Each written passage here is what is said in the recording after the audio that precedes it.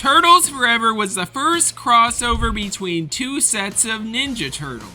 The film came out in 2009 and was a crossover between the 2003 and 1987 Turtles. It had its issues, like none of the classic cast, but 4Kids didn't have enough money to hire them due to the studio being non-union. I talked about this film in my last video, so I figured I'd take a look at the two crossovers TMNT 2012 did with the 1987 series to see how they compare to the previous one. TMNT 2012 is a series that I really loved. The thing that I really enjoyed about the show was the creative decision to make it CGI instead of 2D animated. When I first saw the Nickelodeon CGI series, it reminded me of the 2007 film, which also used that form of animation. TMNT 2012 also has a banger theme song. Yo, yo, yo! Ah!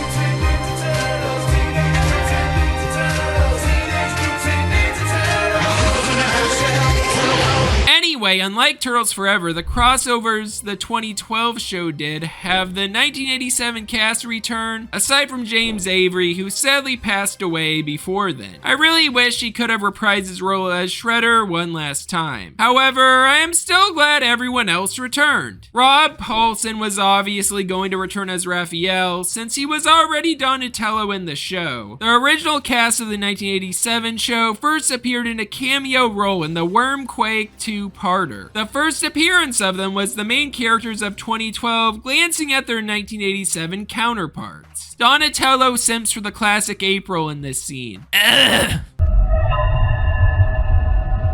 Yeah, that ship in the show was weird. Sorry for reminding y'all of that, but I had to address it at least once. The 2-parter ends with the 1987 Turtles ready to fight the worm monster. However, they do not interact with the 2012 Turtles. Both sets of Turtles would eventually cross over in Trans-Dimensional Turtles and a story arc titled Wanted Bebop and Rocksteady, which served as a fun finale to the series. I get why the show ended with the crossover because the team clearly didn't want to end the show with the downer of a dark post-apocalyptic ending. I am pretty sure that was in Elseworlds anyway and not the true ending of the show. Anyway, without further ado, let's start with Trans-Dimensional Turtles. The episode Trans-Dimensional Turtles is the 10th episode of Season 4. It begins by addressing the arc of the season, which takes place in space. Fugitoid is in it, voiced by David Tennant, and the Turtles talk to him about the threat of the Triceratons. The Triceratons suck up Earth, which is the inciting incident of the season as mentioned in the updated opening theme. However, rather than face off against the Triceratons, the 4 Turtles eventually get sucked into a random portal. There they run into the 1987 Turtles. All of them perceive the other Turtles as threats, aside from Michelangelo, who gets along with his older counterpart. The 1987 Turtles argue they are threats, noting that Krang is messing with both of their dimensions, which is why they were summoned. Still, most of the 2012 Turtles don't trust them. The funniest bit in this episode is when the show does a jab at the fact Rob Paulsen voices 1987 Raphael and 2012 Donnie. I think I'm gonna like putting some more cracks in this imposter shell. And you, Gappy, why do you sound so weird? Me sound weird? Heard yourself lately? Eventually, Krang shows up and the Turtles fight him in a goofy way. The 2012 Turtles comment on them being goofy. Krang gets back up and thwarts the two Mikeys' attacks. He then goes to another dimension, that being the 2012 one. I really like the usage of 2 art styles in this episode. Seeing both versions of the Turtles in both 2D and CGI was neat. It reminds me a lot of the Jimmy Timmy Power Hour specials, which were also produced by Nickelodeon. Due to the space plot, the excuse for the 2012 Turtles being able to return to their home is time travel. This episode hits a lot of the beats Turtles Forever hit, especially the scene where the 1987 Turtles attempt to eat pizza at a pizza place but are stopped by the 2012 Turtles because, like the 2003 Turtles, they also live in the shadows. However, besides that, I was surprised to see all the 2012 Turtles, aside from Leonardo, siding with the Turtles midway through the episode. Rather than have the Turtles annoyed with their 1987 counterparts like in Turtles Forever, I really love how this episode goes in a different direction. I really like how Leonardo is annoyed with the Turtles in this one, rather than Raphael, who you'd usually expect. It's a nice change of pace. It makes sense since the 1987 Turtles were characterized as all being Michelangelo for that movie. However, in the first crossover with 2012, the 1987 Turtles are distinct enough. The Turtles face off against Krang, who grows giant but escapes. Luckily though, they get one of his Dimensionizer pieces. The Donatellos team up to figure out the Dimensionizer, which mirrors the work the two Donnies did in Turtles Forever. But before Leonardo leaves his dimension, he reunites with Splinter, who he remembers got killed by Shredder in the future. Splinter tells him to leave with the Turtles, and Leonardo says goodbye to him. It's at this moment we see the TMNT 2012 version of Krang, whose title is Subprime, voiced by the late Gilbert Gottfried. 1987 Krang is mad since he didn't want the Turtles transported there. It's then revealed they are in the Technodrome. One detail I really love is how this episode interconnects the 1987 series with the 2012 series, by canonically making Krang the cousin of Krang Subprime. Since Krang is from Dimension X, it makes perfect sense for them to be related. I also love the detail of how 1987 Krang is viewed as a screw-up by the Krang alien race. The Turtles fight off all the Krang and then go to the 1987 dimension where they remove the Dimensionizer. However, the two Krang cousins mention that they need to destroy the Prime Dimension for all versions of the heroes in a half-shell to cease to exist. I like how in this episode, rather than have all the Turtles go into the Prime Dimension, both Donnies go in. I find it interesting how they retain both art styles in this reality. The comic book Turtles are depicted as menacing and don't talk, and I find that very interesting. The scene embraces the comic book format, which panels too, which I think is neat. The Donnies avoid the Mirage Turtles and take the Dimensionizer out of their dimension. The Turtles then thwart the plan of the Krang cousins by destroying their tech. Krang Subprime then catches wind of the 1987 Krang's plan to destroy the TMNT multiverse rather than conquering it. I love Gilbert Gottfried's insults aimed towards 1987 Krang before he banishes him. It's hilarious. Because you're an idiot, a moron, a dingleberry. So you know what? I'm kicking you back. Oh no. But yeah, both sets of Turtles team up to fight Krang Subprime. They succeed in removing him from his robot suit and yeet him into the Mirage Turtles universe. We then see the 1987 Turtles in their home dimension fight off the worm, only to see Tiger Claw escape. As a 22-minute episode, I really love Trans-Dimensional Turtles. It's shorter than Turtles Forever, but it showcases the two sets of Turtles really well. I really love how this episode connects itself to the end of Wormquake. Another thing I love about this episode is that there's clearly more story to tell given that it ends on a cliffhanger. I am really looking forward to what's up next. We'll be right back after these messages. When battling the foot, my motto is keep your feet planted, except of course when you're in the air. Which brings us to the Turtle Bubble Bomber. Our Bubble Bomber drops smoke-filled bubble bombs. Boom! War. War never changes.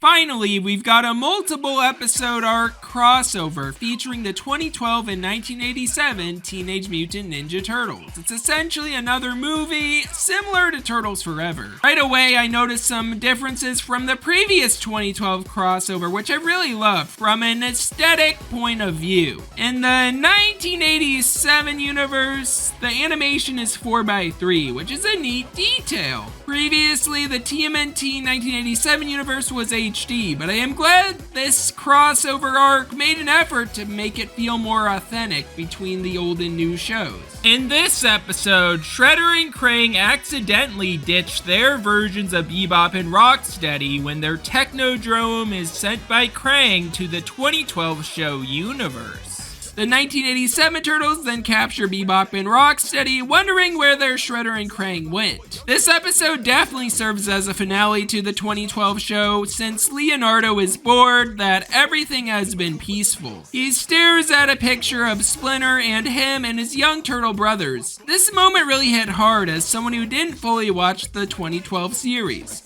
Splinter canonically dies in this universe. I was aware he was dead prior to the previous crossover since I saw Transdimensional Turtles, but I wasn't sure if it'd get undone, but no, he's permanently dead in the 2012 universe. I honestly can't think of a TMNT adaptation where Splinter dies, unless you count the comics, so I gotta hand it to Nickelodeon for allowing that to happen. On a lighter note, I love this universe's Bebop and Rocksteady. They are broke, living in a warehouse together, and they are looking for a job. They find a classified ad looking for a mutant warhog and rhino. Damn, 1987 Shredder and Krang, you aren't being subtle at all. Cut back to the Turtles and they are still bored out of their mind with no villains to fight. This is a detail of the episode I really love. They try to entertain themselves with TV, card games, and a Cal's own creation device, but they are still bored out of their minds. Eventually, they decide to go outside based on some energy readings Donatello found due to their intense boredom. Then we get more Bebop and Rocksteady hijinks as they meet 1987 Shredder and Krang at a Greek diner. They are dressed to impress since they really want the job. Shredder is surprised and Krang gloats that his ad in the paper worked. The setup for this episode is really goofy, but I absolutely love it. The whole scene of the 2012 Bebop and Rocksteady applying to work for 1987 Shredder and Krang is just so goofy I can't describe it all in words, so I'll play a clip. And his resume's in crayon! Are you crazy? These two are perfect! And I like these headshots. Bebop has range. Bebop and Rocksteady then test their strength against the Shredder. At first he isn't able to defeat them, but they end up giving him a good beating with their different abilities and strength that they have, unlike their 1987 counterparts. The Turtles, meanwhile, are all still bored looking for crime. Donatello finds interdimensional activity from somewhere and doesn't know where Leonardo is. It turns out he's acting as a vigilante. I find it interesting he of all people is doing vigilante work since typically Raphael does that in other media. In TMNT 2007, Raphael did just that. Leonardo is called out for his vigilanteism, which he did out of desperation. He then admits the city doesn't need the Turtles anymore. 2012 Bebop and Rocksteady are now in the Technodrome and they are treated way more kinder than their universe's own Shredder. They are happy to get paid by Shredder and Krang. Rocksteady notes that the 2012 Shredder just threatened to kill them. 2012 Bebop and Rocksteady then get their 80s outfits, which don't look too bad on them. The 1987 Turtles show up to the 2012 dimension and then Shredder tells them to fight them. Bebop and Rocksteady then easily defeat the 1987 Turtles. Rocksteady even attempts to kill the 1987 Turtles and Raphael breaks the fourth wall. Wait, you can't kill us! This is a kid's show! Rocksteady, noticing how weak they are, decides to bring them to Shredder and Krang. The 1987 Turtles hope they can break free and defeat 2012 Bebop and Rocksteady, but they pose a larger threat to them. Thankfully, Mikey witnesses their capture earlier and they find the 1987 Technodrome. I really love how the 2012 show embraces the lore of the 1987 show, with the Turtles of that show being familiar with Technodromes due to them facing off against Krang's earlier in the show. Sure, the Turtles note how goofy the 80s Technodrome looks compared to the ones they've seen, but the connective tissue is there. The 2012 Turtles try to save the 1987 Turtles discreetly, but the classic counterparts talk too loud. 1987 Shredder is then shocked to see another set of Turtles. Krang notes that these Turtles are dangerous, a clear reference to the previous time he got defeated. Bebop and Rocksteady have really great weapons to utilize, so the 2012 Turtles have issue beating them like they have in the past. Krang then puts them in goo. Rocksteady says they should kill the Turtles, however, Shredder suggests a worse fate for them. That fate is to witness him and Krang gloat. I find this scene very funny as it embraces the cheesiness of the 1987 cartoon. Bebop and Rocksteady, tired of 1987 Shredder and Krang's gloating, shoot their guns towards the Turtles and inadvertently free them. Still, with the Technodrome weaponry, 2012 Bebop and Rocksteady utilize it well against the Turtles, which impresses Krang, who viewed their 1987 counterparts as incompetent. Anyway, the 2012 Turtles eventually free their 1987 brethren. Neither can square up against Bebop and Rocksteady, so they escape. After the Turtles are gone, we get great banter between Shredder, Krang, and Bebop and Rocksteady. The villain's union joke is just so over the top. I love it. It's this episode, the 1987 Turtles get to meet 2012 April and Casey Jones. They comment on how young she is and are surprised she isn't a new supporter while still wearing a jumpsuit. The 2012 Turtles eventually train the 1987 Turtles in a montage to toughen them up. 1987, Shredder and Krang summon Bebop and Rocksteady to get a transmitter chip for the Technodrome. They give the two mutants a robot Foot Clan army to accompany them. I really love how a ton of well-known characters from the series return for parts of this arc. The most interesting interaction I love seeing was Karai's reaction to Bebop and Rocksteady and the 1987 Foot Clan entering New York. She alerts Leonardo about it after the mutant Warthog and Rhino steal the microchip, and an epic fight happens. It's a neat scene that features the Turtles and the returning characters of the show. The funniest part of this battle is when Karai confronts the 1987 Shredder, believing him to know who she is. Shredder! You're not getting away from me this time! What are you talking about, girl? I don't even know. Shredder has no idea who Karai is, which makes sense since she never was introduced in the classic animated series. It's why people like the Nostalgia Critic were confused by her appearance in the 2007 TMNT movie. Who's this chick? What is the She the Shredder's sister, or and how will we know? are they gonna explain anything here? Hello? Explanation? Backstory? Anything? But yeah, Karai technically is in 1987 lore now, thanks to TMNT Shredder's Revenge Dimension Shell Shock DLC. She was also in the classic TMNT game Tournament of Fighters, her first proper appearance in a game. Still, she never was in the show. This scene just made me chuckle with that context. Shredder refuses to fight her since she's a girl and calls the Foot Clan boss because he is weaker than her. The 1987 Turtles are successful fighters against the Foot Clan bots, but Casey Jones gets injured and Shredder, Krang, Bebop, and Rocksteady successfully escape. The two mutants hope to get respect from Shredder and Krang, however, they make them clean the floor. They also tell Bebop and Rocksteady to get Krang crystals to power the Technodrome. Anyway, on their way to get the crystals, the mutant villains are ambushed by Slash, Leatherhead, and Mondo Gecko.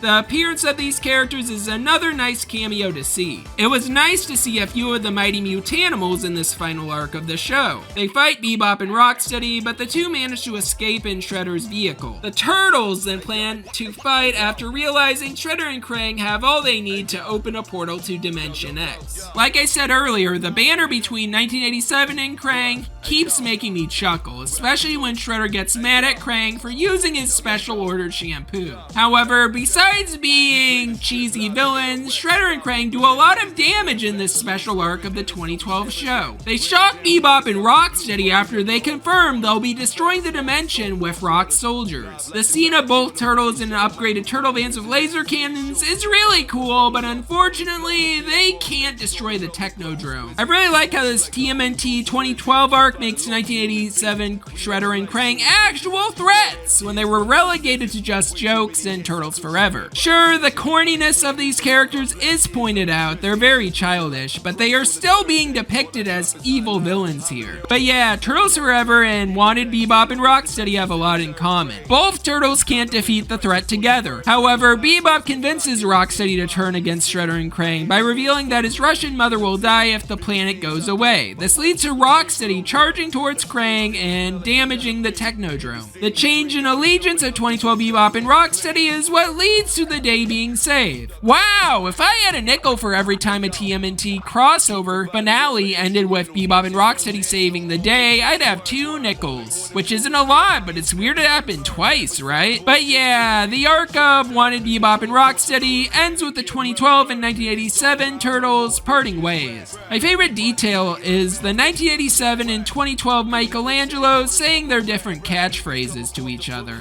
Cowabunga! Booyakasha! The 2012 Bebop and Rocksteady counterparts now want to be heroes. The 1987 Turtles, on the other hand, have newfound respect for their Bebop and Rocksteady and tell them they don't need to be their punching bags. Leonardo says they can do whatever they want. Rocksteady wants to be a personal injury lawyer, and Bebop wants to be a dancer. It's a really cheesy and wholesome ending. Both TMNT 2012 crossovers with the 1987 series are very fun watches. They are genuine reunions of the cast, which is great to see. I feel like James Avery definitely would have been in these crossover episodes if he was still alive back then. While James sadly couldn't voice his character again, Kevin Michael Richardson does an amazing take on 1987 Shredder. He has the same cartoonish villain energy James brought to the original series. I am really glad that the 2012 series did a more genuine crossover with 1987. Turtles Forever was a fun movie that I really enjoyed, but the downside definitely was the lack of the original 1987 cast. I am really glad that under Nickelodeon, the 2012 show got to do a real reunion. I honestly am really curious when another TMNT multiverse crossover will happen, since these episodes were a lot of fun to watch. This has been ShadeX, and I hope you all feel nothing but good vibes. It's not that easy to breathe. Having to spend each day on color bleed.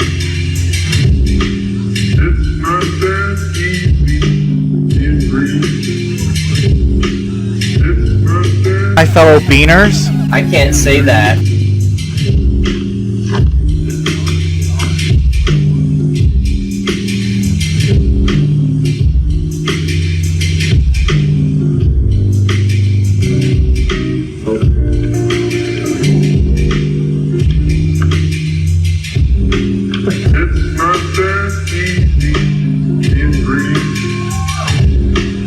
Having to spend each day on color bleed.